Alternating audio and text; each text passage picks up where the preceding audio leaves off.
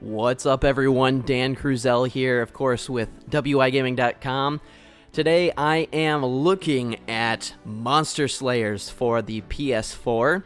That's right, kind of taking a different route and doing a PS4 review this time around. Anyway, Monster Slayers is developed by Nerdic Productions, published by Digerati. Like I mentioned before, it's on the PS4, on the Xbox One, as well as on Steam, and in the hopes that it soon comes to the Nintendo Switch. Of course, that's my hope anyway.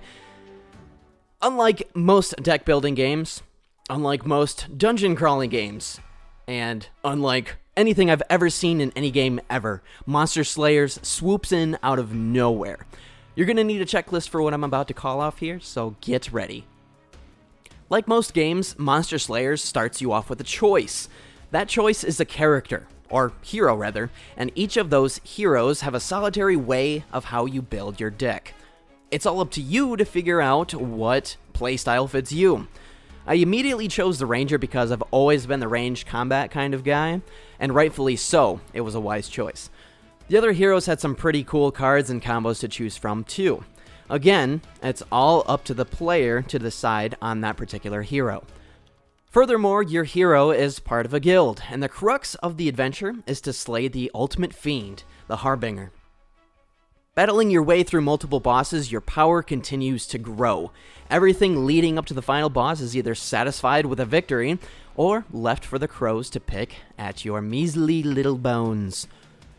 For anyone who's ever played Magic the Gathering, like I have, you might just have the upper hand. Don't be fooled though, the game can easily turn on a dime.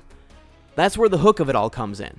The further you get into the game, the more loot, cards, and experience you obtain. Fair warning, you do not get to keep previously built decks if you say, kick the bucket. That goes for coins as well. Rest assured, your progress does carry over in some sort of way, as experience and items are your most valuable assets here. Card building mechanics are where it's at, and basic card building strategy can help you get where you want to go. Aim for cards that mesh well and have a main theme or build to focus on instead of cooking with a blindfold on, meaning a little piece of poop can ruin the entire batch of brownies. We all know that if you throw even the tiniest bit of poop into the brownie mix, no one is going to eat that. Metaphors to save your life, seriously. At the point you become comfortable in deck building, take time to play with the other heroes. Don't be afraid to experiment. Monster Slayer's best attribute is pushing you to take chances. The more competent you become, the better the game gets. When you die, you gain access to an ability tree. As you level up, you acquire skill points to use on this skill tree. And depending on the hero you choose, certain abilities or perks become available to you. The perks are extremely beneficial, as it alters the way of play immensely. Of course, the problem I faced next was picking a perk I wanted most for the next run. I guess that's why dying in Monster Slayers is something that's okay. Like any hero's journey, there is a main objective they must fulfill. A journey to slay them all, and on this journey, you are accompanied by several companions. Companions have a vital role in aiding you, but make sure to use them wisely. Once you use a companion's ability, they are set on a cooldown. Normally lasting a couple battles or so, a companion's ability is then reset to its former glory. Companions are what I felt legitimately one of the most useful things in this game, besides the one that only gives you coins, and who wants that? Because I don't. Be wary though, as if you use that ability prior to a boss battle, you're out a companion, and you may be in for some tough times.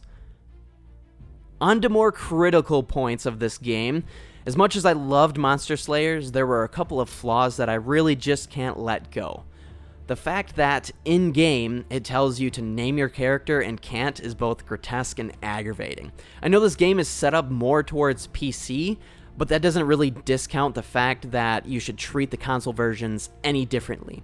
I originally thought it was a bug or something, but it's apparently supposed to be a randomly generated name. Odd, right? Another thing, selecting certain things on screen can be a bit of a hassle as well. Quagmire Swamp, I'm looking right at you. Personally, I think the map could have gone without the delete save slot button. That way you only have the lower tabs and areas to select. If I'm being honest, these were really the only issues that stuck out to me. Other than that, Monster Slayers was fairly flawless. Wrapping up this review, I give Monster Slayers a worth it rating of 9 out of 10. Priced at $14.99 on the PS4, I say it is worth it. All the given elements, Monster Slayers is an indie game worth mentioning. The mix between card building, dungeon crawling, and even a hint of RPG make for a cohesive experience. All I can say is don't let this one get buried with the rest. This is absolutely an indie gem.